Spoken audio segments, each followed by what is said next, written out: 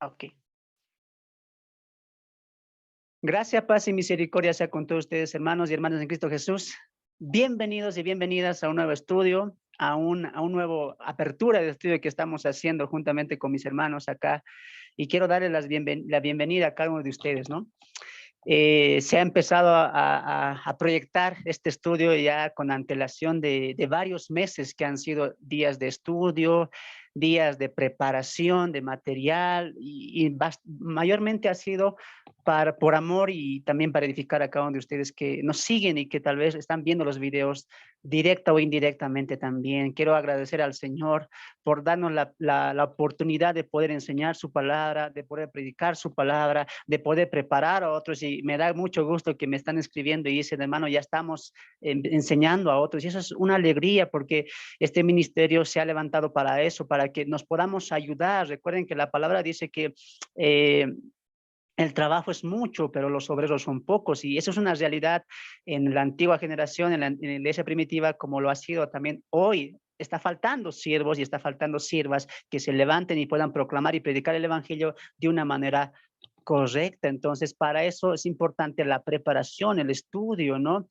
La metodología y todo ese tipo de cosas que poco a poco estamos aprendiendo cada uno de los que nos hemos ido sumando. Así que sean bienvenidos a esto que ya ustedes tenían en mente, ya lo hemos ido propagando, lo hemos ido también mandando a los grupos para que puedan sumarse.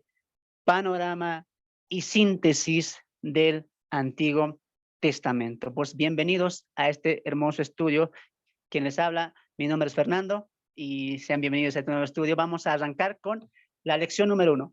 Introducción al Antiguo Testamento. Repito, para los que están anotando aquí, mis hermanos en Zoom, estamos reunidos.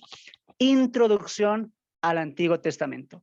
Uno se pregunta y dice, hermano, si vamos a hablar del Antiguo Testamento y tú colocabas panorama y síntesis, pero ¿qué significa esas dos palabras? Y eso es muy importante decir, porque recuerde que el nombre de la lección o de este estudio, el título es panorama y síntesis, ¿no? Entonces, ¿a qué me refiero con panorama y síntesis? Bueno, síntesis se utiliza en varios campos, en especial cuando hacemos o tocamos puntos claves de un libro, ¿no? Por ejemplo, saliéndonos del libro de la Biblia, si tú te compras un libro secular, cualquiera que sea, y siempre alguna vez en la universidad, en el colegio, te han pedido, ¿no?, que hagas un resumen. La síntesis es parecido a eso, ¿no? Es bosquejar el libro, tocando sus puntos claves, y algo muy importante es que lo que estás tú resumiendo, la síntesis que estás sacando, tiene que coordinar, tiene que tener armonía y tiene que mostrar todo lo que el libro está reflejando. No estamos haciendo un estudio profundo, pero sí estamos sintetizando todo el libro. Es lo mismo en la Biblia, ¿no? En este caso vamos a tocar puntos claves, temas claves, personajes claves y mensajes y principios claves de Dios a través de su palabra en el Antiguo Testamento. ¿Y qué es panorama? Panorama es como el nombre lo dice, una vista panorámica, ¿no? Y me gusta este ejemplo que muchas veces utilizo para hablar acerca del panorama, es cuando nosotros vamos a una ciudad, tal vez vamos a un lugar de visita, etcétera, y vemos el pueblo pequeño, ¿no es cierto? Imagínate que en ese pueblo hay un monte. Obviamente tú, de vista, tú no puedes ver todas las casas, ¿no? Porque una casa cubre a la otra, etcétera. Pero imagínate si tú te subes a ese monte alto de esa ciudad. Tú te subes y desde ahí, ¿qué ves? El panorama de toda esa ciudad, ¿no es cierto? Es lo mismo. La Biblia tenemos que verlo con un panorama general, porque la Biblia tiene un panorama general. Y todo eso nos va a apuntar a poder estudiar e interpretar mejor la Biblia. ¿Te das de cuenta? Entonces, este estudio estamos abriendo en ese sentido, que prepararte a ti para que puedas entender el panorama de la Biblia y entender cada libro de qué habla. ¿Te das de cuenta? Muchas veces en las iglesias no tenemos estudios, por ejemplo, de Nehemías, de Ruth profundo, pero hoy acá te vamos a dar los puntos claves. ¿Cómo qué? Principios, tema central, propósito, el porqué del libro y todo ese tipo de detalles vamos a ampliar en síntesis y panorama del Antiguo Testamento. Así que bienvenido una vez más. Hoy empezamos con introducción al Antiguo Testamento. Ahora, si vamos a hablar del Antiguo Testamento, hay que preguntarnos, ¿qué es el Antiguo Testamento? ¿Qué es el Antiguo Testamento? Como sabemos muy bien, nuestra Biblia está dividida en dos secciones, Antiguo Testamento y Nuevo Testamento. Y básicamente testamento significa pacto, acuerdo o voluntad, ¿no es cierto? Mayormente podemos entender el Antiguo Testamento como un pacto antiguo y el Nuevo Testamento como el nuevo pacto. Ahora, en el pacto antiguo o en el Antiguo Testamento, tú vas a ver a un pueblo singular. ¿Quién? Israel, la nación de Israel que Dios eligió. Por lo tanto, el Antiguo Testamento, que es una alianza, que es un acuerdo, que es una voluntad, es Dios tratando ¿con quién? ¿Con la iglesia? No, con Israel. De todo eso va a basar el Antiguo Testamento, pero ojo, como Pablo dice en Romanos capítulo 10, que todo lo que se ha escrito en el Antiguo Testamento es para nuestra enseñanza. Por lo tanto, nosotros ahora en esta dispensación, como iglesia, ¿cómo tenemos que ver el Antiguo Testamento? Como principios, como realidad. No solamente es una historia, y es lo hermoso que vas a aprender acá, no es solamente una historia, sino que Dios va a mostrar principios y mensajes que están dentro de cada historia del Antiguo Testamento, ¿no? Entonces recuerde, el Antiguo Testamento es Dios tratando con un pueblo singular. ¿Cuál? Israel, ¿no? Ahora, podemos ver ahí también eh, cómo el lenguaje ha ido evolucionando, ¿no? Recuerda que el Antiguo Testamento está escrito en hebreo y partes en arameo también. Vemos en hebreo, y me gustaría que podamos ver una diapositiva que tengo preparada para ver los cambios también del lenguaje, ¿no? Ahí vemos, ahí, por ejemplo, mira, la etimología del testamento. En hebreo era berit, que significa pacto. En griego, la palabra es diatneki, ¿no? Que también significa pacto.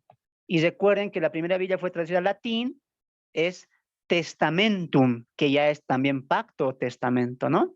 Y a nuestro español, como la tenemos el día de hoy, testamento, pacto, acuerdo, lo que les había dicho hace un momento, ¿no? Entonces vemos ahí cómo la palabra también va en progreso, va evolucionando y las lenguas también han ido cambiando a lo largo de la historia bíblica y a lo largo de la historia humana, ¿no? Entonces, mira, en hebreo, en griego y en latín, y en lo que tenemos ahora nosotros lo latino, ¿no? En español, ¿ven? Esa sería la etimología o la transición o la evolución de la palabra testamento, ¿no?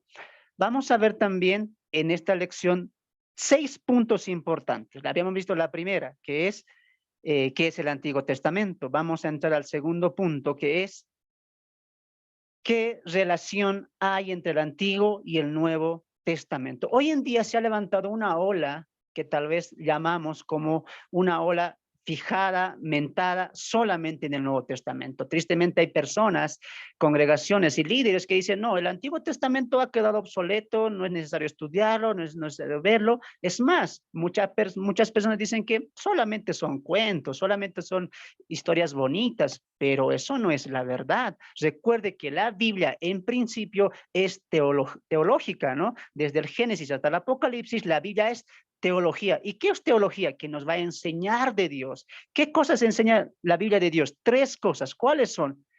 El carácter de Dios, la voluntad de Dios y la obra de Dios. En preguntas serían, ¿cómo es Dios? ¿Qué hace Dios? ¿Y qué quiere Dios? Grabes esto muy bien. La Biblia del Génesis al Apocalipsis es teológica, va a hablar acerca de Dios y Dios en su palabra, en los 66 libros, 3 cosas nos quiere enseñar. ¿Cuáles? ¿Cómo es Dios? ¿Qué hace Dios? ¿Y cuál es su voluntad? Por lo tanto, cuando yo entiendo que la Biblia es teología, entiendo que no tengo que rechazar un libro como Ruth, como Cantares, como Salmos, no lo puedo rechazar, o como Génesis solamente pensando, oh, solamente la historia de la creación. No, error. Cada libro del Antiguo Testamento tiene un mensaje de Dios. Y lo importante al momento de estudiar la Biblia, ¿qué es? Tú tienes que ir con una mente cristocéntrica y buscando la verdad de Dios. Y Dios a través de su palabra se va a revelar, ¿no? Entonces no veamos el Antiguo Testamento como simples cuentos, como que ya ha quedado obsoleto, solamente era el trato con Israel, ahora nosotros somos iglesia, nada que ver. No, no digas eso. Recuerda esto.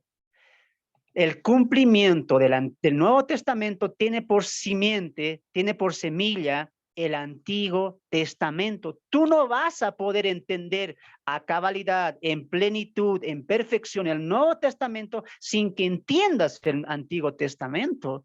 ¿Por qué? Porque tiene relación, se complementan, se unen. ¿No es cierto? Quiero que vayamos aquí a un texto. Ahí, con tus Biblias me puedes ayudar ahí. Vamos a Hebreos capítulo 8. Hebreos capítulo 8, ahí con tu Biblia. Hebreos capítulo 8 y vamos a leer desde el verso 6, ¿ya? Hebreos capítulo 8. A ver, creo que tengo una diapositiva aquí acerca del texto. Permítamelo compartir. Hebreos capítulo 8, ahí en tu Biblia, verso 6. Ahí, mira el texto. Dice el texto ahí. Pero ahora, tanto mejor ministerio es el suyo, cuanto es mediador de un nuevo pacto establecido sobre mejores promesas. Ahora, tenemos que entender una cosa. ¿Qué dijimos en el primer punto? ¿El Antiguo Testamento qué es? ¿El Testamento qué es? Un pacto, un tratado, un acuerdo, una alianza. Sí, ¿con quién? Con el pueblo de Israel. ¿Te das de cuenta?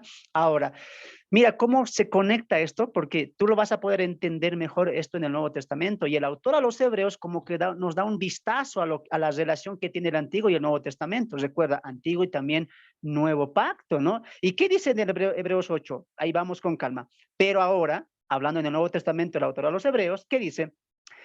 Mejor ministerio es el suyo. En el contexto está hablando del ministerio de Cristo, ¿no? Del Mesías. Y dice, cuanto es mediador de un mejor pacto. Ahora, dime tú una cosa. ¿Quién era el mediador en el pacto antiguo? Era Moisés. Ahora, en el nuevo pacto, ¿quién es el mediador? ¿Moisés? No, ¿es quién? Cristo, ¿no? Y dice que es mejor, que tiene mejores promesas este nuevo pacto que el pacto antiguo del Antiguo Testamento. Continuamos.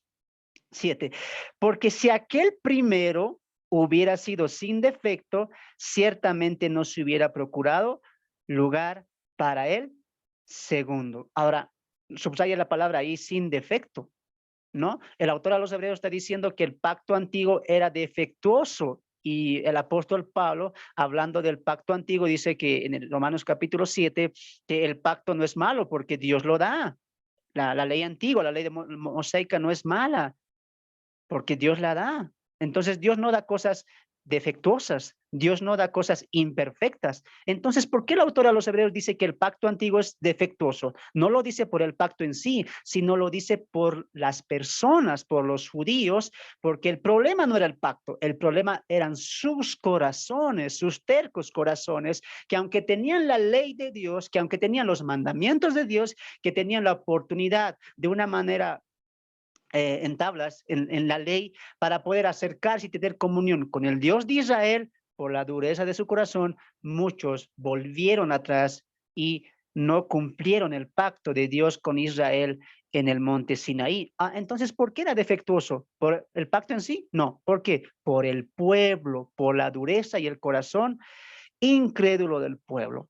Continuamos, dice ahí, 8, porque reprendiéndolos, dice, he aquí vienen días, dice el Señor, en que estableceré con la casa de Israel y la casa de Judá un nuevo pacto. ¿Te das de cuenta cómo se nos abre el panorama? Yo no puedo entender un nuevo pacto si no entiendo el antiguo pacto. Yo no puedo entender la profundidad y la perfección de este nuevo mediador, que en este caso es Cristo, si no veo al mediador antiguo que era Moisés. Y no puedo ver también la plenitud y la perfección de este nuevo pacto sin entender por qué es defectuoso el antiguo pacto. ¿Te estás entendiendo el complemento? Solamente en Hebreos, que hay mucho también en el Nuevo Testamento. Y dice que ahí, en aquellos días, está hablando en futuro, citando Jeremías, haré un nuevo pacto con la casa de Israel y la casa de Judá. Un nuevo pacto. Ahora, eso es lo que muchos conocemos, pero recuerde una cosa. Muchas veces entendemos el nuevo pacto solamente por el Nuevo Testamento. ¿Y cómo lo aplicamos? El antiguo pacto es para Israel, el nuevo pacto es para la iglesia. Error. Por eso es importante entender el antiguo pacto. El antiguo pacto fue con Israel. ¿Y el nuevo pacto qué dice Hebreos? Citando Jeremías. ¿Con quién dice que es? ¿Con la iglesia? No, con Israel. Y cita a los dos reinos que parece entonces se habían dividido, ¿no? El reino del sur y el reino del norte. Ahora, profetizando el profeta Jeremías, hablando en un futuro, dice que hará un nuevo pacto Dios. ¿Con la casa de quién? Con la casa de Israel. Por lo tanto, el nuevo pacto es con la casa de Israel. Si tú pensabas hasta ahora que el nuevo pacto es para la iglesia, el antiguo pacto es para Israel, estabas muy equivocado. Así que con calma, cálmate, solamente escucha y poco a poco vamos a ir despejando ese tipo de dudas, ¿ya? Dice ahí el texto, no como el pacto que hice con sus padres, aquel día que los tomé de la mano para sacarlos, está hablando del monte Sinaí, de las 2 tablas de piedra juntamente con Moisés, para sacarlos de la tierra de Egipto, porque ellos, ahí está la causa, porque ellos no permanecieron en mi pacto y yo me desentendí de ellos, dice el Señor. Ahora, quiero que entiendas esto también. En la Biblia, los pactos se dividen en 2. ¿Cuáles? Pactos condicionales y pactos incondicionales. Hermano, ¿qué es un pacto condicional? El mismo nombre lo dice, que tiene condiciones. ¿No es cierto? El pacto antiguo, el pacto mosaico, ojo, el pacto de la ley, era condicional. Parafraseando un poco, ¿qué quería decir Dios ahí? Si cumplen esto, yo les bendigo. Si no cumplen esto, hay maldición, hay castigo, hay reprimienda. Entonces, ¿qué es? Es un pacto condicional, pero apuntando al nuevo pacto, dice que no va a ser condicional, sino va a ser incondicional. Y ese es el nuevo pacto que Dios Cristo en su sangre ya ha derramado ahí en la cruz del Calvario, ¿no? Que es incondicional, ¿no? ¿Por qué?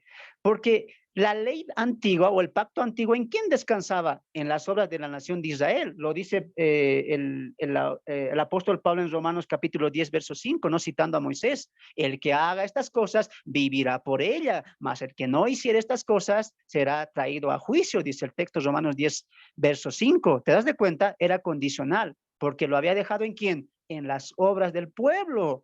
De ahí que Pablo en Romanos 7, ¿qué diría? Miserable de mí. ¿Te das de cuenta?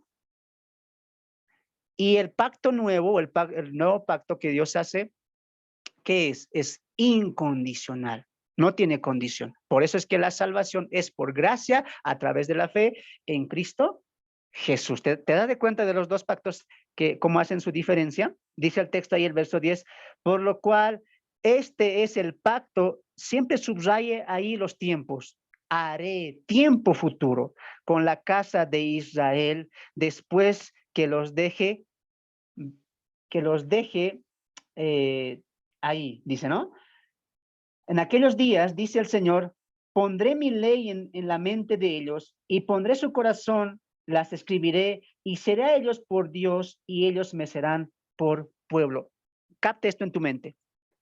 El antiguo y el nuevo pacto es con la casa de Israel, primordialmente, esencialmente.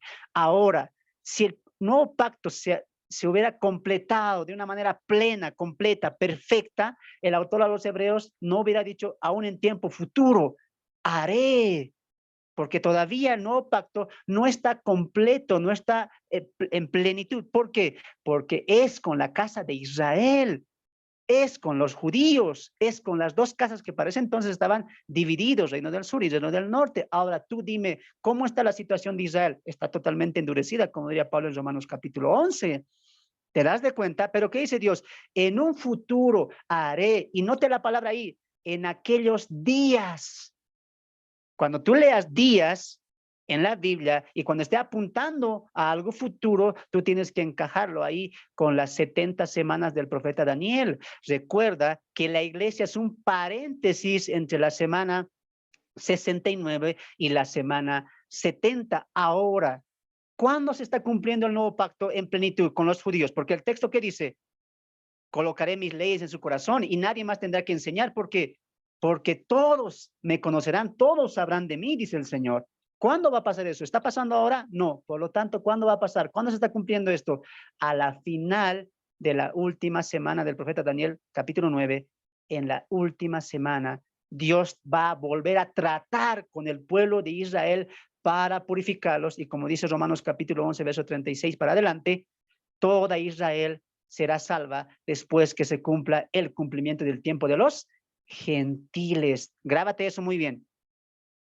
El nuevo pacto y el antiguo pacto es con la casa de Israel. Y hermano, ¿qué pacto entonces tiene Dios con la iglesia? Eso lo vamos a ir viendo más adelante. Por eso digo, ahí quédate, no te muevas y anótate ahí si tal vez tienes algún tipo de dudas, que más adelante vamos a ir disipando todo eso. Continuamos con la lectura. Ahí dice, y ninguno enseñará a su prójimo, ni ninguno a su hermano, diciendo, conoce al Señor, porque todos me conocerán, desde el menor hasta el mayor de ellos, porque seré propicio a sus injusticias y nunca más, subraya eso, y nunca más me acordaré de sus pecados y de sus iniquidades. Al decir nuevo pacto, ha dado por viejo al primero, y lo que se da por viejo y se envejece está próximo a desaparecer. Muy bien. Ahí, voy a cerrar con un texto ahí para que podamos ir entendiendo. Yo sé que a muchos han pensado, este hermano sabía, otros no sabían que el pacto es también con la casa de Israel, pero ¿notaste cómo acabó el texto de Hebreos? En aquel tiempo, cuando el nuevo pacto sea pleno, dice, no me acordaré de sus pecados y todos me conocerán, dice. ¿Qué está hablando de Dios a través del autor a los Hebreos a la casa de Israel? Purificación. ¿Va a haber una futura purificación para Israel? Sí, donde todos los pecados se van a disolver. Y el pueblo será con Dios y Dios será su pueblo. Acompáñame a Daniel capítulo 9. Mira, Daniel capítulo 9. Marca ahí Hebreos. Daniel capítulo 9. Espero que estés con tu Biblia ahí a la mano para juntamente conmigo leer. Daniel capítulo 9, y como tú sabes muy bien, Daniel en el capítulo 9 está hablando acerca de las 70 semanas. Ponme atención aquí. Con esto vamos a pasar al siguiente punto. Recuerden en qué punto estamos. La relación entre el Antiguo Testamento y el Nuevo Testamento. Solamente en Hebreos, de los muchos pasajes que vamos a ir examinando a lo largo de este estudio, te he sacado uno. No voy a poder entender el nuevo pacto si no entiendo el antiguo pacto. Y no voy a entender el nuevo pacto si no entiendo en qué condiciones se ha dado el nuevo pacto y a quién se le ha dado el nuevo pacto y a quién se le ha prometido el nuevo pacto. Recuerde, ¿qué dice el texto?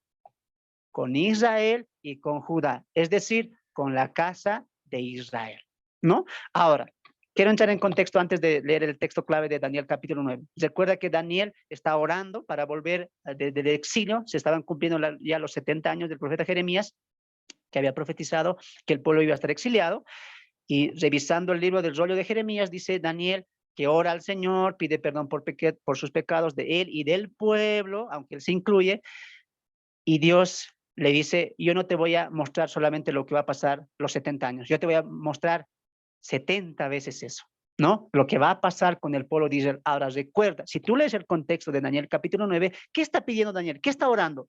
Señor, restaura a tu pueblo. Señor, perdona a tu pueblo. Señor, calma tu ira con tu pueblo. Sé uno tú con tu... Eso está pidiendo Daniel. Ahora, en ese contexto se está dando las 70 semanas. Ahora, yo sé que hay muchos pensamientos que dicen, pero hermano, las 70 semanas ya se cumplió, etcétera. Pero hay un texto clave en Daniel capítulo 9 que si tú entiendes eso, vas a entender el contexto de las 70 semanas. ¿Cuál es? Daniel capítulo 9, verso 25. No, perdón, verso 24. Es el versículo clave. Dice el texto así, repito, Daniel 9, 24. 70 semanas están determinadas sobre tu pueblo y sobre tu santa ciudad. ¿Sobre quiénes son estas 70 semanas? Sobre Israel. En ningún momento se está hablando de la iglesia. Sobre Israel. Ahí está. Hermanos, las 70 semanas se ha dado con un propósito. Claro, específico. ¿Cuáles son? Leeremos.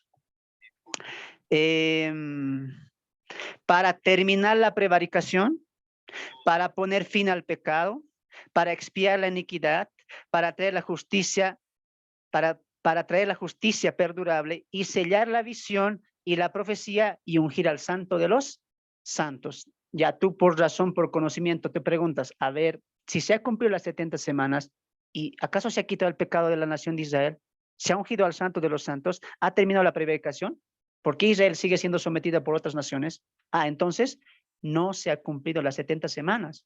Y esto calza muy bien con el nuevo pacto, cuando Dios volverá a tratar con los judíos para que el pueblo se arrepiente y pueda voltear el rostro a Dios, como dice el profeta Oseas, los llevaré al desierto y haré que se vuelvan a enamorar de mí. ¿Te das de cuenta? Entonces, en la semana 69, Dios hace una pausa, se apertura el tiempo de la iglesia, el tiempo de los gentiles, y cuando acabe el tiempo de los gentiles o la iglesia, Dios retomará su trato con Israel. Y es ahí donde el nuevo pacto en plenitud se va a convertir, se va a desarrollar en plenitud, porque recuerda, es con la casa de Israel. ¿Te das de cuenta? Si yo no sé estas cositas de Daniel, si yo no sé estas cositas del reino dividido, si no sé esto del por qué Dios promete un nuevo pacto en Jeremías, rápidamente lo puedo aplicar a la iglesia entendiendo mi conocimiento del Nuevo Testamento solamente. ¿Te das de cuenta? Es muy importante entender el Antiguo Testamento para entender el Nuevo Testamento. Y solamente te da un ejemplo. Todo lo que el Nuevo Testamento habla, ya el Antiguo Testamento ya lo había marcado. Es más, Mateo 24, Jesús está profetizando, unos dirían, está hablando algo nuevo. No es algo nuevo. Jesús está citando los profetas mayores y menores que en este curso tú vas a aprender y te vas a quedar asombrado. Cerramos con esto, este punto. ¿Qué es relación entre el Antiguo Testamento y el Nuevo? Mucho, mucho. Y quiero que ahí veamos un cuadrito más ahí, que tengo una diapositiva, si no me equivoco ahí, para los que están anotándose también. Vamos a ver ahí. Permítanme un momento. Hay Nuevo Testamento. En el Antiguo Testamento, o en el Antiguo Pacto, el Nuevo Pacto estaba escondido en el Antiguo Pacto. Pasamos al Nuevo Pacto y dice, en el Antiguo Pacto tenemos indicios del Nuevo Pacto. ¿Qué significa eso? Que yo leyendo, estudiando el Antiguo Testamento, el Antiguo Pacto, voy a entender, va a haber indicios de lo que va a ser el Nuevo Pacto. Por ejemplo, algo claro, ¿no? El sacrificio. Tú no puedes entender el sacrificio de Cristo sin haber visto primeramente los sacrificios en Levítico, ¿sí o no? Cositas que están escondidas ahí se prolongan, se muestran una perspectiva ya completa y clara en el Nuevo Testamento. 2, el Antiguo Pacto no está terminado sin el Nuevo Pacto. El Nuevo Pacto no es claro sin el Antiguo. ¿Qué está diciendo acá esta relación? Que el Antiguo Pacto no está terminado, como algunos sugieren, ¿no? Antiguo Pacto, obsoleto, hasta Malaquías, se acabó. De ahí es una nueva historia. Error. Es la misma historia. Es más, el Nuevo Testamento, el Nuevo Pacto, complementa, adiciona, perfecciona al Antiguo Pacto. ¿Y qué dice lo siguiente? El Nuevo Pacto no es claro sin el Antiguo Pacto. Hermano, por ejemplo, el libro más conocido, el libro más estudiado, el libro que mayormente todos quieren entender, ¿cuál es? Apocalipsis. ¿Y cuál es el error que cometen? Tenemos curso de Apocalipsis, pero ¿has estudiado los profetas mayores y menores? Porque tú no vas a poder entender de manera clara y perfecta el Apocalipsis si no has leído los profetas mayores y menores, porque dentro de los profetas mayores y menores está un mensaje que va a dar luz y cabida en plenitud, no solamente al Apocalipsis, sino al Nuevo Testamento. Y eso es lo que estamos haciendo en este estudio. Te estamos cimentando y tú vas a ver, tú te vas a establecer, tú vas a comprobar que todo lo que vamos a ver acá, tú lo vas a entender mejor el Nuevo Testamento. Yo sé que muchos aquí tienen conocimiento del Nuevo Testamento, de Romanos, de Apocalipsis, de los Evangelios, lo sé, pero solamente quédate con nosotros un tiempo y tú vas a entender mucho mejor el Nuevo Testamento. O personas que tal vez son nuevas en la fe, vas a empezar bien. Y esta es la manera correcta de empezar. Ver el Antiguo Testamento primeramente para poder entender más claramente el Nuevo Testamento. 3. Cristo es anunciado como el Mesías venidero en el Antiguo Testamento o en el Antiguo Pacto, y en el Nuevo Pacto Cristo es presentado como el Mesías que ya vino. Inicia la revelación de Dios en el Antiguo Testamento y en el Nuevo Testamento termina la revelación de Dios, termina con Apocalipsis, ¿no? La salvación es por medio de la fe en el Antiguo Testamento y la salvación es por medio de la fe en el Nuevo Testamento. Y ahí alguien puede decir, hermano, a ver, ¿acaso en el Antiguo Testamento no era por las obras de la ley? No. Eso es lo que te han contado o eso es lo que tal vez has escuchado. ¿Pero lo has estudiado? ¿Lo has profundizado? ¿Has visto que es así? No lo es. siempre ha sido por la fe, nunca ha sido por las obras. ¿Cómo se salvaban los hombres del Antiguo Testamento? Por fe. ¿Y cómo se salvan los hombres del Nuevo Testamento? Por fe también. Siempre ha sido por fe. Por eso Pablo, citando al profeta del Antiguo Testamento, diría, más el justo por la fe. ¿De dónde trae eso Pablo? Del Antiguo Testamento. ¿Por qué? Porque siempre la salvación ha sido por fe. Así que ya tienes que irte sacando esos pensamientos o esas cosas que has leído o has escuchado de que antes era por las obras y ahora es por la fe. No, siempre ha sido la salvación, la gracia por la fe. En el Antiguo Testamento era en el Cristo que había de venir y en el Nuevo Testamento es en el Cristo que ya vino. En el antiguo pacto se anuncia la restauración de Israel y en el nuevo pacto se cumple en plenitud la restauración de Israel. Qué hermoso es eso, ¿no? Y eso es lo que vamos a ver mayormente cuando ingresemos a los profetas menores, y siempre cada profeta finaliza su libro con una futura restauración. Y cuando vemos el Nuevo Testamento, en especial los escritos del apóstol Pablo y el desenlace del apóstol Juan, vemos a una Israel restaurada como pueblo y también como el pueblo que Dios escogió en el Antiguo Testamento para que sea su administrador. Dios no desechó a Israel, por si acaso, alguien que te diga, no hermano, ahora somos nosotros la nueva Israel, error, equivocación, no hay Israel espiritual, no hay solamente dos, ¿no?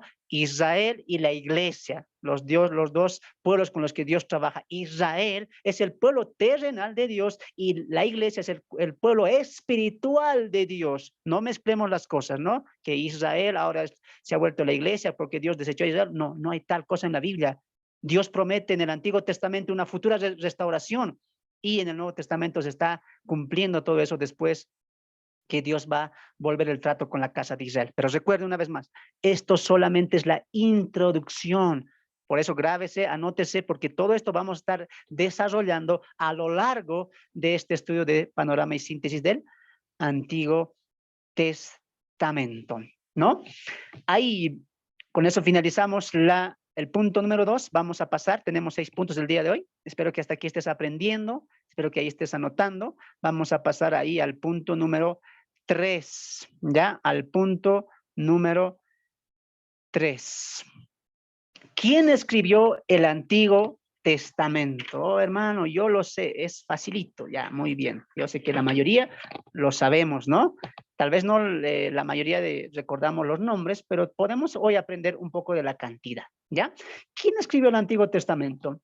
El Antiguo Testamento es una parte de la Biblia, palabra que significa libro en latín. Es bueno pensar de la Biblia como un libro que está sobre todos los libros y reconoce que solo el Espíritu Santo inspiró a sus escritores.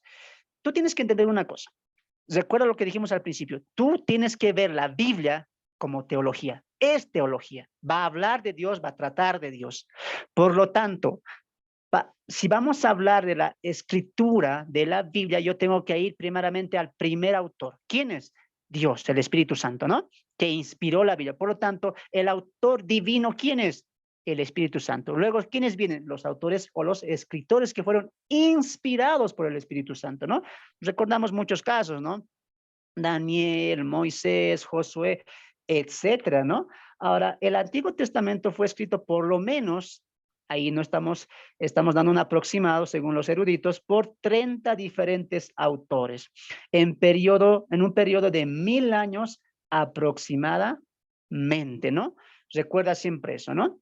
El total de la Biblia del Antiguo y el Nuevo Testamento tienen por conjunto 66 libros, ¿no? En el Antiguo Testamento tenemos 39 y estos 39 han sido escritos ¿por quién? Por 2 autores. Nuestro autor divino, ¿quién es? Dios, el Espíritu Santo. ¿Y a quién inspiró? A los hombres. Hay gente que dice, pero ¿por qué voy a creer en la Biblia? Si lo han escrito hombres y los hombres se equivocan. Claro, se equivocan. Pero recuerda lo que dice el apóstol Pedro en su carta. No fue traída por voluntad humana. No es que un día Daniel se levante y dice, tengo ganas de escribir un libro. Escribiré. No es voluntad humana.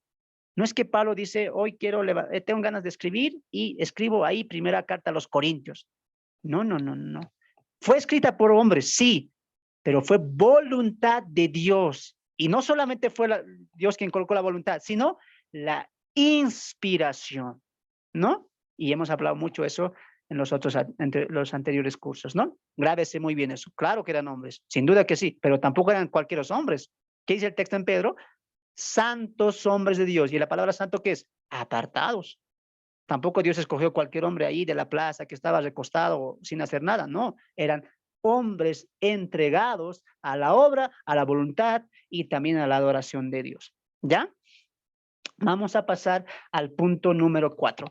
¿Cómo llegaron los libros del Antiguo Testamento a nuestra Biblia? Buena pregunta, ¿no te parece? ¿Cómo llegaron los libros del Antiguo Testamento a nuestra Biblia? Y tú cuando te compras una Biblia o te han obsequiado una Biblia, no sé, ya lo ves así, tal cual lo tenemos, ¿no? ¿Y alguna vez te has preguntado cómo han llegado los libros de la Biblia? Si lo has podido estudiar, qué bien, me alegra mucho, pero aquí te vamos a dar solamente una pauta de eso, ¿ya? La Biblia, amados hermanos, hacemos una referencia a los 39 libros, hablando del Antiguo Testamento, desde Génesis hasta Malaquías, como el canon del Antiguo Testamento, ¿no? ¿Qué significa canon? Canon significa vara, regla, por la cual nos estamos rigiendo. En pocas palabras, parafraseando, la Biblia es la norma, la regla a la cual los creyentes cristianos que creen en Cristo, que han depositado su fe en Él, se someten. ¿Nuestra autoridad cuál es? ¿El pastor, el líder? No. ¿La iglesia? Menos. ¿Quién es? La Biblia. ¿Por qué? Porque es palabra de Dios. Es palabra de Dios. Por lo tanto, es nuestra máxima autoridad. Los 66 libros. Ahora, vamos a hablar un poquito de esto, ¿ya? Recuerden que el Nuevo Testamento se escribe casi 100 años después, ¿no? Se acaba de acabar el Nuevo Testamento después de Cristo, obviamente. Y recuerden que en el Antiguo Testamento, perdón, en el periodo antes de Cristo, tenían ya la Biblia los hebreos, ¿no es cierto? Ellos lo llamaban la Tanaj, ¿no? Que estaba dividida en 3 secciones ahí, que estaba la Torá, el Nevín y el Ketubín. ¿Qué era eso? La ley, los salmos y los profetas, ¿no? Los escritos también. Entonces, ¿había Biblia en el Antiguo Testamento? Cuando Jesús vino, ¿había Biblia, hermano? ¿Había canon? ¿Había ya un compendio de libros? Claro, era el canon hebreo. ¿Cómo se llamaba? Tanaj, ¿no? Y estaba dividido en 3. ¿Cuáles eran? Torah, Neviín y Ketubín, lo cual Jesús cita a los 2 hombres de camino a Maús en Lucas, ¿no es cierto? Recuerda una vez más. Había. ¿Cuáles eran? Tanaj. Los hebreos lo tenían. ¿Y cuáles eran? ¿En qué sección estaba dividida? Torah, o la ley, Neviín y Ketubín, los escritos y los profetas, ¿no? O también los salmos, ¿no? Que Jesús cita eso en Lucas también, ¿no? Ahora, cuando la Biblia solamente se compendia en el Antiguo Testamento para los hebreos, entonces se viene la famosa traducción de los 70, conocida como la Septuaginta, ¿no? Que es una traducción del Antiguo Testamento, del canon hebreo, al griego. Y ahí tú vas a entender muchas cositas, ¿no? Porque, hermano, hoy en día, ¿por qué, por ejemplo, los católicos tienen más Biblias? Y ellos se mofan y sacan cuello, sacan pecho y dicen, nosotros hemos creado la Biblia. Ustedes tienen una Biblia equivocada. Además, han escrito libros muy importantes. Por eso su revelación no está completa. Pero a ver, un momento. Vayamos un poco a la historia. ¿Quién por esencia eran los encargados de resguardar las escrituras? Pablo le dice en Romanos 3, los judíos, porque a ellos se les ha confiado la palabra de Dios. Así que no eres tú, amigo católico, con todo respeto. Tú no eres el que inventó la Biblia. Tú no lo has creado. Dios dio la Biblia, el Antiguo Testamento, primeramente, si vamos a hablar de primacía, a los judíos, a su pueblo. Y ellos en ningún momento añadieron los libros apócrifos, que ahorita vamos a entrar en eso. Solamente habían ¿cuál? Los 39 libros, que lo tenemos ahora, pero para el tiempo de los judíos era solamente 24. ¿Por qué? Porque agrupaba ciertas cosas. Por ejemplo, nosotros tenemos Primera y Segunda Reyes, Primera y Segunda Crónicas. Para los judíos, para el canon hebreo, no había tal división. Tanto Nehemías, Esdras y Ruth eran un solo libro. Por eso era la cantidad de 24. y nosotros tenemos 39 ahora. ¿Por qué? Porque se ha seleccionado. Pero ojo, sigue siendo la misma cantidad. Ahora, esto es lo importante de la Septuaginta. La Septuaginta, cuando ha habido esta traducción, en el tiempo de Jesús, ojo, ya había la Septuaginta, ya había esa traducción al griego. Y muchas veces también los discípulos, los apóstoles lo han citado la Septuaginta, pero había ahí una añadidura. ¿Cómo vamos a entender eso? Quiero que me acompañes a ver la siguiente diapositiva, ¿ya? Para que podamos entender eso. Yo sé que algunos lo saben, pero vamos a apoyar a los que tal vez están entendiendo recién esta primera parte, ¿ya? Aquí vamos. Ahí, línea escritural de la Biblia. Yo quiero que veas ese cuadrito, esa diapositiva. Ahí dice Antiguo Testamento y ahí dice 450 años aproximadamente y Nuevo Testamento 100 años aproximadamente. Hay un error ahí, por favor, corrijan. En el Antiguo Testamento es 1000 años, ya no es 100, es 1000 años. Aproximado, ojo, 1000 años aproximadamente de duración escritural y el Nuevo Testamento en 100 años que se escribe el último libro del Apocalipsis, ¿no? Ahora, pon tu mirada en el cuadro. Yo voy a ir hablando y solamente tú pon la mirada. Mira, en el Antiguo Testamento, ojo que esto es la línea escritural, ¿cuánto tiempo se demora en escribirse? ¿Ya? Casi 1000 años se escribió desde el Génesis hasta el último libro, Malaquías. Pasó aproximadamente 1000 años. Ahora, recuerda que el Antiguo Testamento finaliza con el último profeta que es Malaquías. Después de ese último profeta, hasta Juan el Bautista, quien Dios levanta en los evangelios, han pasado 450 años aproximadamente, que los teólogos lo tienen el nombre como el periodo del silencio o el periodo intertestamentario. Hermano, ¿por qué es importante esto? ¿Qué tiene que ver con lo que estamos hablando de cómo llegaron los libros del Antiguo Testamento a nuestra Biblia? Es muy importante, ¿sabes por qué? Porque pone atención a esos 450 años. Ese periodo intertestamentario o periodo del silencio, en ese periodo Dios no habló, Dios no levantó profetas, Dios no levantó siervos para que puedan hablar ni siquiera al pueblo. Por eso se le conoce como el periodo del silencio.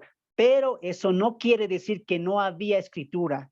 Eso no quiere decir que no había hombres que han escrito libros. Hermanos, ¿qué libros se escriben en el periodo intertestamentario? Escuche, se escriben en el periodo intertestamentario, periodo del silencio, Esdras, no el Esdras que conocemos, sino otro Esdras, el Esdras apocalíptico, Tobías, Judith, las adiciones a Esther, Sabiduría, Salomón, Eclesiástico, Baruch, la carta de Jeremías, la oración de Azarías y Cantar de los tres jóvenes, Susana, Bel y el dragón, la oración de Manasés, Macabeos 1, Macabeo 2 y el libro de Enoc. Ahora cierro esto y quiero que me pongas atención. Mira aquí a la pantalla, ¿ya? Vamos a aprender juntos esta parte. En el periodo intertestamentario, ¿Dios había guardado silencio? Sí, pero hombres han empezado a escribir. Ejemplo, Macabeo 1, Macabeo 2, Esdras, Judith, Sabiduría, Eclesiástico, etc. Ahora entiende esta parte. En la Septuaginta, cuando se traduce del hebreo al griego, recuerda, se han añadido también estos libros apócrifos o también conocidos escritos del tiempo del silencio, ¿ya? Ahora, la Iglesia Católica se va hasta la Septuaginta y dice, ¿ustedes por qué rechazan tales libros? Si estos libros ya estaban en la primera traducción, pero recuerda que estos libros han pasado, o la Biblia ha pasado, por una rigurosa examen de ver si son inspirados o si no lo eran. En especial, en el Concilio de Trento es donde 7 libros se agrupan al canon para ese entonces de la Iglesia Católica, ¿no? Que es diferente a la Iglesia que tenemos hoy. Saben, ellos tienen 7 libros más, que son ¿cuáles son esos? Son Tobías, Judith, Sabiduría, Eclesiástico, Baruch y primera y segunda Macabeos, que ya estaban, ojo, en la Septuaginta, eso nadie niega, estaba, no es que no, pero un momento, ¿eran inspirados? ¿Tienes revelación de Dios? Porque recuerda una cosa, ¿qué hablamos en el Antiguo Testamento? Se complementan, no se contradicen. Y tú vas a leer, si has leído Macabeo, si has leído Baruch, en muchos de ellos, por ejemplo, hay oraciones por los muertos. Si no me equivoco, en Baruch dice, saca el corazón del pez, quémalo y a través de eso vas a limpiar tus pecados. ¿Hay ese tal tipo de cosas en la Biblia nuestra? No las hay. Por eso decimos que rechazamos nosotros los libros apócrifos. ¿Por qué? Porque no son inspirados. Es más, se escribieron en un tiempo de silencio donde Dios no habló. Y después Dios levanta a un profeta llamado Juan el Bautista, ¿no es cierto? Por lo tanto, tú tienes que entender una cosa. Estos libros se han escrito ¿dónde? En el periodo intertestamentario o periodo del silencio. Hermano, estos libros son del diablo, son del Satanás. El enemigo seguro ha traído, ha hecho escribir. No, tampoco. Nosotros, los creyentes que hemos estudiado, tenemos profundidad en la palabra, que somos maduros, no decimos esto es de Satanás, esto es del diablo, no lean. No. Recuerda que mayormente los libros apócrifos tienen una riqueza de historia. Si tú lees Macabeos y Primera y Segunda, vas a entender mucho de la historia de estos hombres que se han revelado, ¿no? Que sean los Macabeos. ¿Qué te estoy diciendo, hermano? No rechaces esto, los libros. ¿Puedes leerlo? Sí, puedes leerlo, pero entender una cosa, no son inspirados y van a ayudar a qué? A tu enriquecimiento de qué? De la historia judía. ¿Y qué libro más he colocado aquí? ¿Qué libro más se ha escrito ahí? Enoc, un libro tan conocido, ¿no? Cuidado, por si acaso Enoc no es inspirado. Además, ni siquiera lo escribió Enoc. Sería muy lindo que abra un estudio acerca de este tiempo del periodo intertestamentario, pero solamente quiero cerrar con esto, ¿no? No desechamos esos libros. Sirven para nuestro estudio a nivel historia, sí, son muy buenos, hay muy buenas enseñanzas, sí, pero no son inspirados. Por lo tanto, ¿qué? Pueden equivocarse. Por eso no están incluidos en la Biblia. Toma en cuenta mucho este dato, ¿ya? Así que no te pelees con tu amigo que es católico. No, es que esto es del diablo. No. Ten ya madurez, ten crecimiento en el estudio. Muy bien, sí son, pero pertenecen al periodo intertestamentario. Dios no levantó profetas, no son inspirados y muchas de sus prácticas contradicen a la Biblia que tenemos nosotros, ¿no? De los 66 libros, ¿ya? Repito una vez más. Esdras apocalíptico, Tobías, Judith, las audiciones de Esther, sabiduría de Salomón, eclesiástico, Baruch, la carta de Jeremías, la oración de Azarías y cantar de los tres jóvenes, Susana, la oración de Manasés, Macabeo 1, Macabeo 2 y el libro de Enoch. Si tú te quieres interesar más por esto, te invito a que vayas a investigar a Google, a YouTube y veas los descubrimientos del Qumran, ¿no? Del mal muerto. Ahí vas a extender y vas a entender más acerca de los libros apócrifos, ¿ya? Pasamos a lo siguiente. Vamos a ver la siguiente diapositiva que nos espera. Estábamos en el punto número 4, si no me equivoco, ¿no? Vamos a ver qué nos espera la diapositiva para entrar al punto número 5, ¿no? A ver. Estructura del Antiguo Testamento. Repito, estructura del Antiguo Testamento. Ahora, cuando vamos a hablar de la estructura, la conocemos todas, es la definición que se le ha dado a cada una de ellas, ¿no? Lo tenemos en 5 partes, ¿no?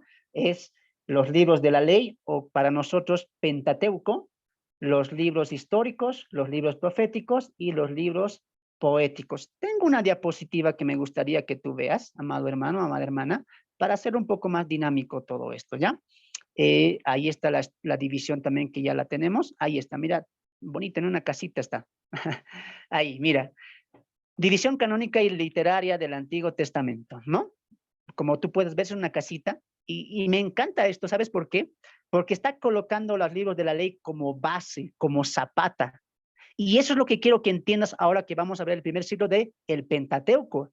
Tú tienes que entender, amado hermano, amada hermana, que los 5 primeros libros de la Biblia son claves, fundamentales, donde se van a ir cimentando los demás libros, incluso el Nuevo Testamento. Por eso es que hemos tomado esta figura de esta casa, ¿no? ¿Dónde está colocando los libros del Pentateuco? Por zapata, por simiente, por base, y los demás, pilares, techo, etcétera. Guárdate esta imagen. Me gustaría que tú la puedas tenerla así en una tarjetín para que puedas ahí entender la importancia. No solamente es una división, sino también es la estructura de cómo los libros del Antiguo Testamento funcionan. Recuerde, los 5 primeros libros van a ser la base, la cimienta, la zapata de todos los demás libros. Una vez más, no te apresures, todo eso lo vamos a ver con calma, incluso cuando vamos a entrar al Génesis, ¿ya? Ahí estamos, división canónica y literaria del Antiguo Testamento, ¿no? Muy bien, hemos visto todo eso también. Vamos a entrar al punto número 6, si no me equivoco ahí. Con eso vamos a ir finalizando. Espero que hasta ahora hayas podido aprender, hayas podido también ver cositas que tal vez no sabías, y los que sabían también hayan podido refrescar la memoria, ¿no? Entramos a este punto, mis amados hermanos. Los 7 periodos del Antiguo Testamento, ¿no? Los 7 periodos del Antiguo Testamento. Recuerden que esto es una introducción, les estamos encaminando poco a poco al estudio profundo que vamos a hacer desde la siguiente semana, ingresando a Génesis, ¿ya? Punto número 6. Los 7 periodos del Antiguo Testamento. Ahí pónganme atención. El Antiguo Testamento, ¿qué hemos dicho al principio? Es un pacto, un tratado, un acuerdo, una alianza. ¿Quién con quién? Dios con la nación de Israel. Pero recuerda, para nosotros hay principios, hay mandamientos y también hay información teológica que nos va a hablar acerca del carácter de Dios, de la obra de Dios y de la voluntad de Dios. Recuerda muy bien esos 3 pasos fundamentales. Perdón. Ahora, la división desde Génesis hasta Malaquías, la historia de Israel o la historia del Antiguo Testamento va a tener cabida en 7 periodos, ¿no? Que algunos teólogos lo tienen en 12, algunos lo tienen tal vez en menor, pero aquí vamos a tomar los 7 periodos que también va a avalar lo mismo que los otros estudiosos también tocan, ¿ya?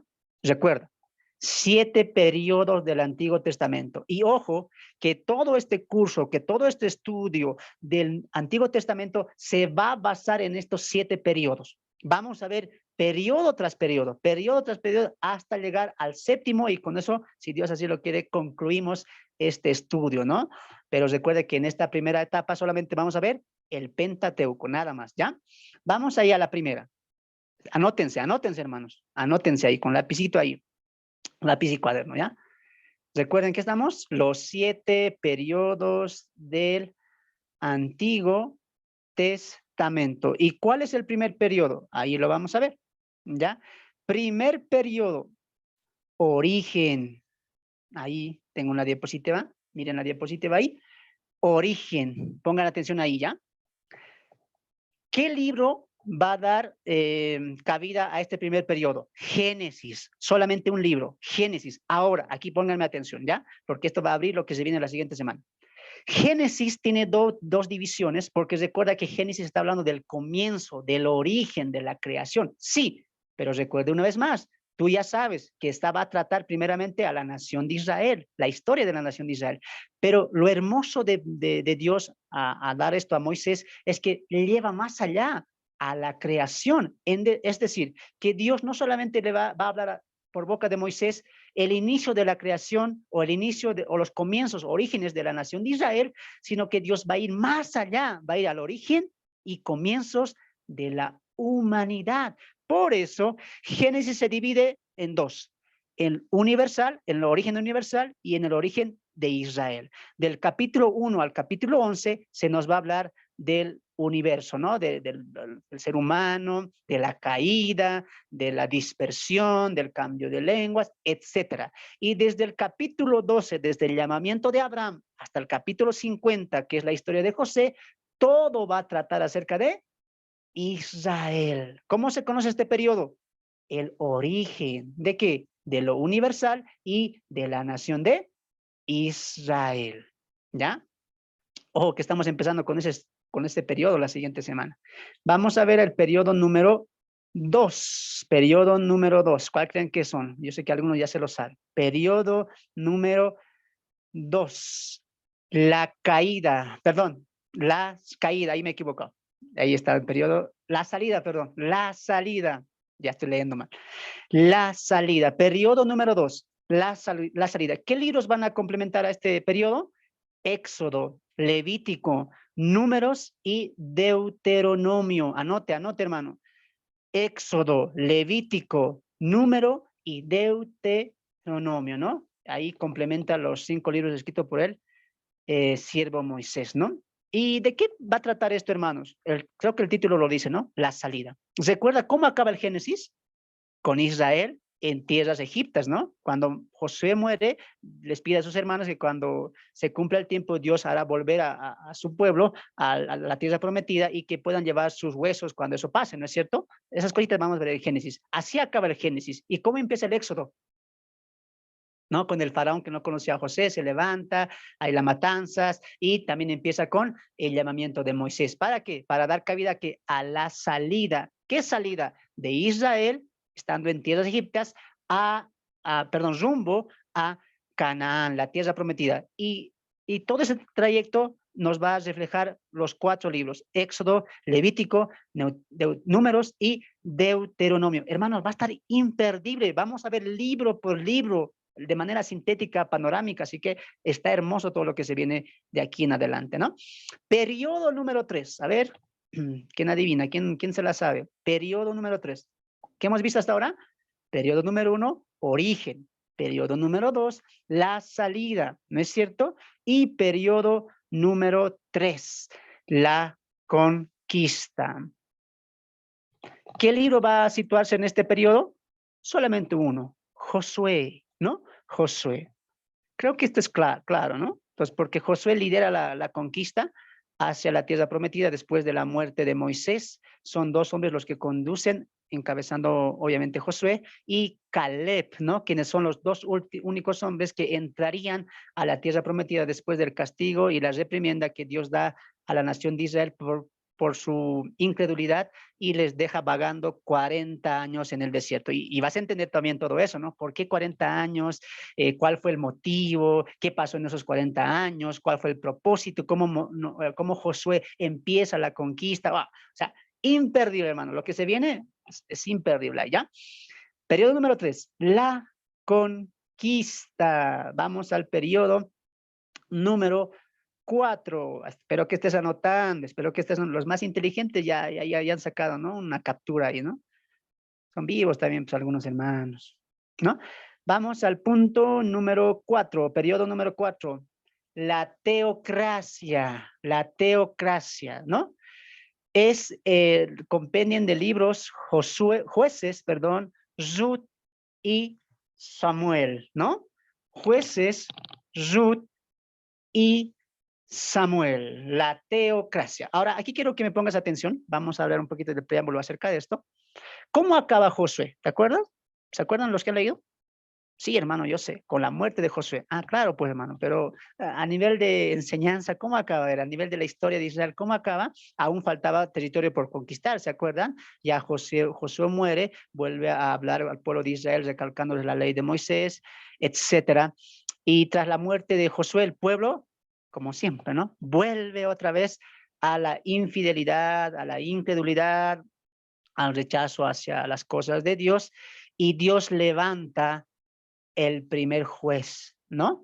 ¿Por qué le hemos colocado el periodo de la teocracia? Porque en el periodo de la teocracia es el periodo de los jueces, ¿ya? Y en los jueces, ¿cómo Dios se manejaba? Era diferente a la época que viene a continuación de los reyes, ¿ya? En la teocracia, Dios estaba conduciendo, estaba juzgando, estaba liderando de manera soberana al pueblo. ¿Por qué? Porque Dios levantaba jueces, a diferencia de lo que pasaba en la época de la monarquía, que ahorita vamos a entrar, ¿no? Dios levantaba jueces y a través de esos jueces Dios estaba calmando al pueblo, enseñando al pueblo que honren, que alaben y que no se aparten y que cumplan los mandamientos que ya Moisés y Josué habían estipulado constantemente a la nación de Israel. Jueces conocidos, ¿cuáles son? Sansón, por ejemplo, ¿no? Hay muchos jueces conocidos, ¿no? Entonces yo creo que ya estás ahí refrescando tu memoria, ¿no? De estas cositas vamos a hablar en el periodo de eso, ¿ya? Cuando lleguemos a este periodo de la teocracia. Recuerda, teocracia, Dios está está reinando, está gobernando el pueblo. ¿A través de qué? A través de jueces. ¿Qué libros? Jueces, obviamente. Ruth, mira, ¿qué libro está entrando ahí? Pon mucha atención. Ruth y parte de Primera de Samuel. Recuerda que Samuel también era juez, ¿ya? Vamos, continuamos. Creo que estamos en el quinto periodo, ¿no? Vamos a ver ahora el periodo número 5.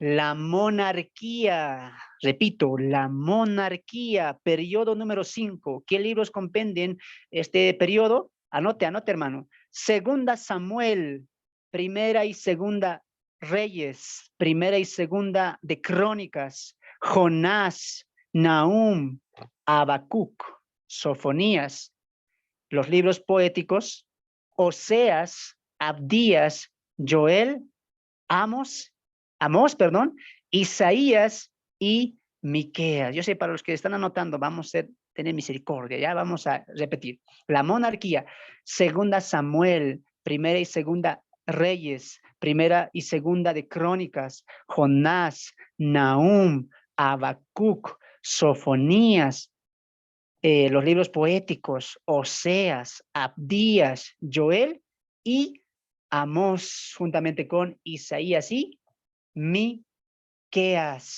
Ahora sí, vamos a hablar un poquito de esto, ¿ya?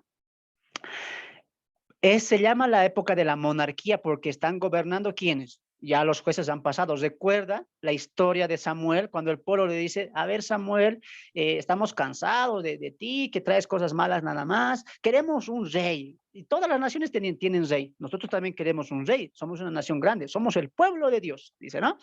Y Dios les concede esto, pero levanta un rey conforme al corazón del pueblo, no conforme al corazón de Dios. ¿El primer rey cuál es?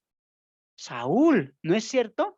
Entonces se levanta Saúl y empieza ¿qué? La monarquía, ¿no? Empieza el hombre a gobernar, ¿no? Y sabemos la historia que en Saúl Dios es relegado, ¿no? Dios está a un lado y Saúl está envaneciéndose con el poder, etcétera. Ahora, ponga atención, ponga atención, ponga atención.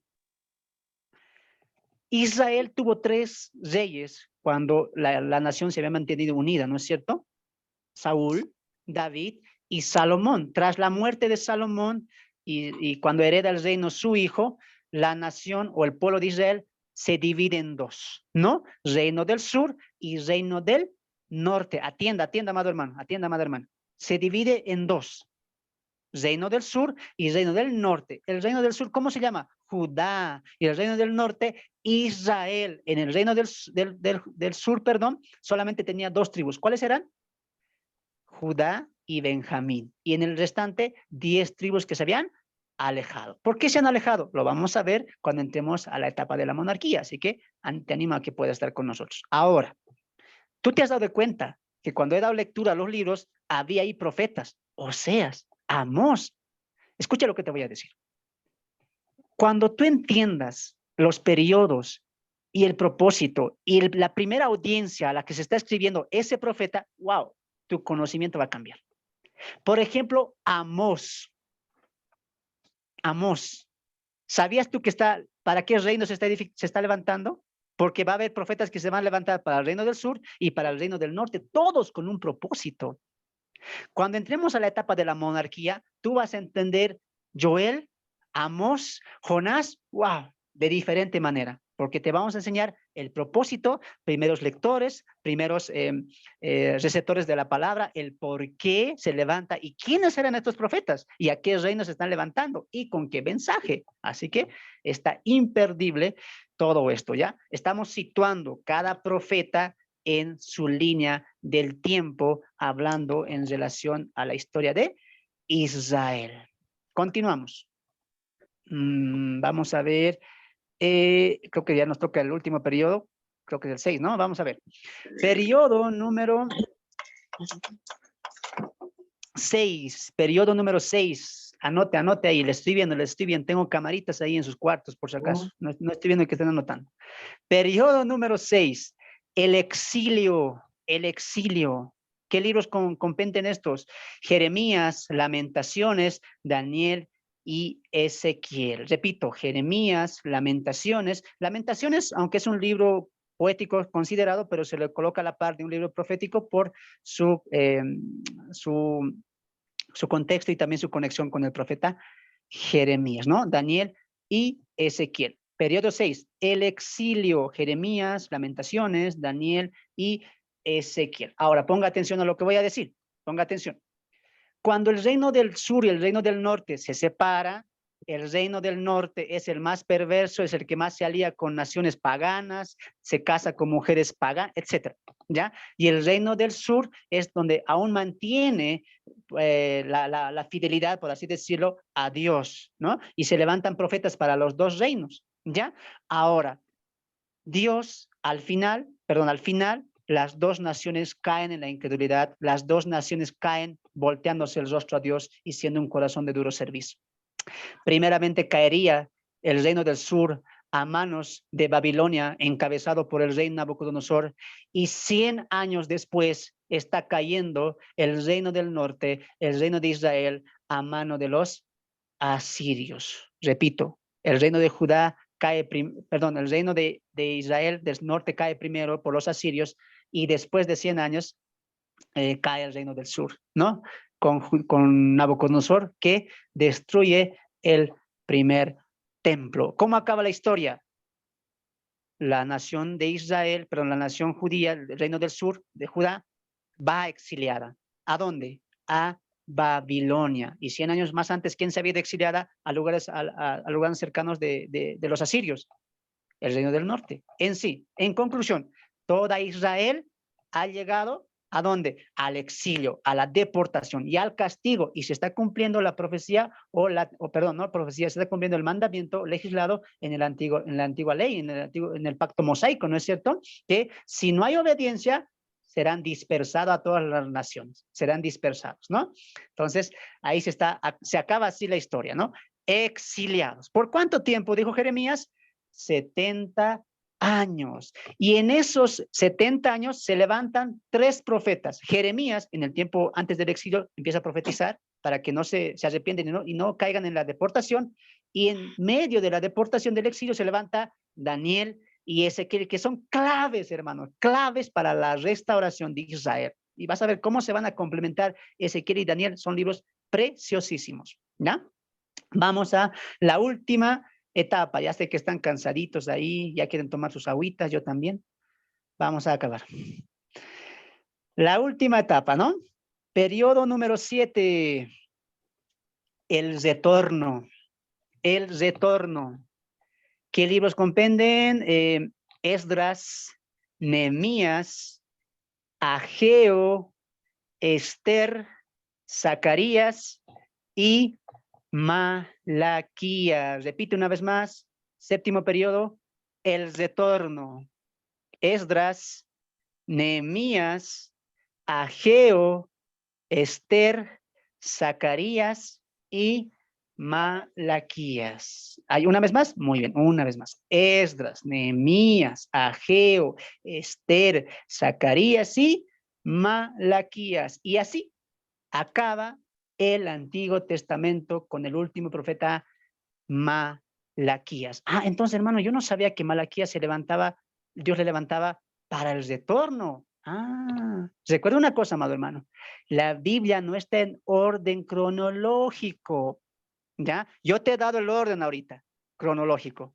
¿Te das de cuenta? Hemos separado la Biblia, los 39 libros, en periodos y cada libro encajándole en su línea temporal, ¿ya? Y cuando tú entiendas eso, wow, vas a entender profundamente cada libro. ¿Cómo acaba la historia? Con el retorno, ¿no? Daniel está orando por la restauración de Israel y se levanta, se cumple también los 70 años que profetizó Jeremías y Dios va a permitir que vuelvan la nación a su pueblo, ¿no? Que vuelvan a su lugar, que vuelvan al pueblo, perdón, al lugar que Dios habrá proveído con ellos, bajo tres gobiernos y a la misma vez bajo 3 decretos. Y yo les doy el dato, ¿no? Yo sé que muchos lo saben, el decreto de Ciro, el decreto de Darío y el decreto de Artajerjes. Esto va a ser clave para entender Daniel, amados hermanos. Bajo 3 decretos sale la nación de Israel, ¿no ve? Bajo el decreto de Ciro, bajo el decreto de Darío y bajo el decreto también del último Artajerjes, ¿no? Que lo vamos a ver claramente todo esto cuando estudiemos Daniel, si es que llegamos ahí también, ¿no? Entonces, en ese momento, por favor, sus micrófonos, en esos momentos, hermanos, de retorno que Dios ya había cumplido los 70 años, permite que los hombres que estaban gobernando en ese entonces, los persas y también los medos, permitan a Israel volver, y encabezado por 2 hombres, ¿no? Josué el profeta y Zorobabel, que son los 2 primeros hombres que Dios levanta, uno que tiene el linaje, la sangre de la tribu de Judá, o sea, sangre real, quien va a ir Zorobabel, y levanta un sumo sacerdote, en este caso Josué de la tribu de Leví, ¿no es cierto? Para que ambos puedan encaminar. En un primer retorno encabezan ellos, luego viene Esdras, Nehemías, etcétera, y así se va cumpliendo el retorno a la casa de Israel. Y alguien dirá, hermano, qué bien, qué lindo ha acabado la nación de Israel, ha vuelto a su territorio, ha vuelto al pueblo, a la tierra donde fluye leche y miel. No, yo creo que lo saben, ¿no? No. Qué triste, porque los profetas que se levantan posteriores, como Malaquías, van a volver a juzgar al pueblo. Porque este pueblo, en 70 años de exilio, alejados de su patria, alejados de sus orígenes, alejados de todo eso, Dios quería que en esos 70 años el pueblo reflexionara y entendiera que no era la voluntad de Dios que Dios los castigara, sino que por producto de su pecado, de la dureza de su corazón, ellos han sido juzgados por la mano de Dios, saliendo del lugar donde Dios les ha proveído. Y uno espera, y uno entiende y dice, muy bien, aprendemos la lección, Señor, nunca más te fallaremos. 70 años nos ha costado, ha sido duro, ahora volvemos, y uno pensaría eso, ¿no? Pero para que veas cómo es el corazón del hombre, y más siendo el pueblo de Israel, que tenía pactos, tenía promesa, aún así vuelve a fallarle a Dios. Aún así vuelve a la idolatría. Aún así vuelve a voltearle el rostro a Dios. Por eso te decía, hermano, tú vas a entender muy bien cuando entiendas que la Biblia es teológica. Hay un mensaje en cada libro. No es que Malaquías escribió para que aprendamos del diezmo. En ningún momento. Malaquías tiene un propósito claro. Cuando vamos a acabar este estudio, este curso, tú vas a poder entender cada texto en su contexto, entendiendo cada principio. No solamente sacando un texto. Malaquías del diezmo va a hablar y punto. No. No has leído todo Malaquías. Malaquías tiene un tema central. Y es la exhortación al pueblo. Y uno de los profetas ahí dice lo tan famoso que todos conocemos. Este pueblo de labios me honra, pero su corazón está lejos de mí. Mi pueblo perece por falta de ¿qué? Por falta de conocimiento. Amados hermanos, amadas hermanas. Cuando el profeta menciona estas palabras, que por falta de conocimiento el pueblo pereció, no se refería al conocimiento, porque sí lo tenían. Se refería a la comunión, a la intimidad, a la relación con Dios. ¿Y sabes qué tenemos que aprender de esta introducción del día de hoy? Que la historia de Israel al final quedó en un fracaso por su dureza. Muchas veces nosotros, siendo creyentes ahora de la iglesia, tenemos tanto de conocimiento de Dios, pero ¿tenemos relación con Dios? ¿Tienes comunión con Dios? Hermano, esto que estamos empezando ahora, este estudio, es para avivar esa comunión que tienes tú con Dios. Si tal vez antes no leías ya tu Biblia y decías, no, lo mismo, no es lo mismo. La Biblia es tan rica, amado hermano, amada hermana. Hay tanto por aprender. Y cuando más te vas sumergiendo en la palabra de Dios, más te vas sumergiendo en la gracia y la misericordia de Dios. Recuerda una cosa, la Biblia Dios nos dejó para que le conozcamos a Él, para que tengamos relación con Él, para que tengamos comunión con Él y tengamos intimidad, sabiendo que Él es nuestro Padre y somos sus hijos. Este es un mensaje para ti de parte de tu Creador, de parte de Dios. Cuando tú abres la Biblia, tienes que ver el carácter de Dios, lo que Dios hace. Y por último, ¿qué quieres, Dios? Qué lindo estudiar Malaquías, qué lindo estudiar Oseas, pero ¿qué quieres, Dios? ¿Qué me quieres enseñar? ¿Qué debo aprender? La Biblia nos acerca más a Dios. Y no estudiarla, no valorarla, es un pecado. Yo te animo, amado hermano, amada hermana. Si esto te ha parecido hermoso, si esto te ha parecido algo algo nuevo que tú no sabías, hay muchas cosas por aprender. Pero el principio de este y otros estudios, ¿cuál es? Acercarnos más a Dios, conocer más a Dios, tener comunión con Él. Y cada libro, y tú lo vas a ver más claramente a Dios, su carácter, su amor, su misericordia. Y si hoy estamos predicando ahora, y si estamos aperturando este estudio, es por su gracia. Yo te doy lo que Él me ha dado. En mi estudio personal, en mis en mis horas de estudio para traerte esto, yo te traigo con mucho amor, con mucho cariño, para que tú veas y conozcas al mismo Dios que yo he visto y conocido a través de su palabra. La Biblia es hermosa. No desperdiciemos más tiempo en otras cosas. Valora la palabra, valora tu Biblia y valora siervos como yo y otros que están predicando el Evangelio. Y sé tú una futura predicador de la palabra. Y ojalá que un día, cuando acabes esta lección, este estudio, seas tú llevando este estudio a tu familiar, a tu congregación, a las calles. ¿Sabes por qué? Porque esto merece ser escuchado. Toda la Biblia habla de Cristo. Y Cristo es el personaje central de toda la Biblia. Y el apóstol Pablo cerraría diciendo, digna es esta palabra de ser oída y de ser proclamada.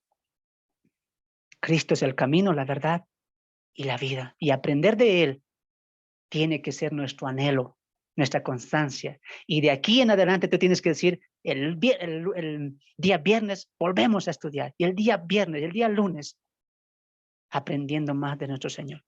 Amados hermanos, para mí ha sido un placer poder estar con ustedes este tiempo de introducción. Nos vemos el siguiente día, que es viernes. Recuerda, los estudios son lunes y viernes, la misma hora para los que están aquí en el Zoom. Y para ustedes también que lo están viendo por diferido, pueden ver los videos que se van a ir subiendo, grabados también, para poder ser edificación para muchos otros. Muy bien, nos vemos el viernes y empezamos, hermanos, con el primer periodo, la creación. Vamos a estar viendo ahí el Génesis, amados hermanos. No se pierdan introducción al Pentateuco y el primer periodo, la creación o orígenes. Una vez más, quien les saluda, un siervo inútil, un siervo que está trabajando en la mies del Señor, humildemente, con amor, con ese deseo de poder aportar en sus vidas. Mi nombre es Fernando y soy de Bolivia. Yo desde acá les mando abrazos, saludos y no se rindan. Sigamos aprendiendo la palabra de Dios. Que Dios me los bendiga. Gracias.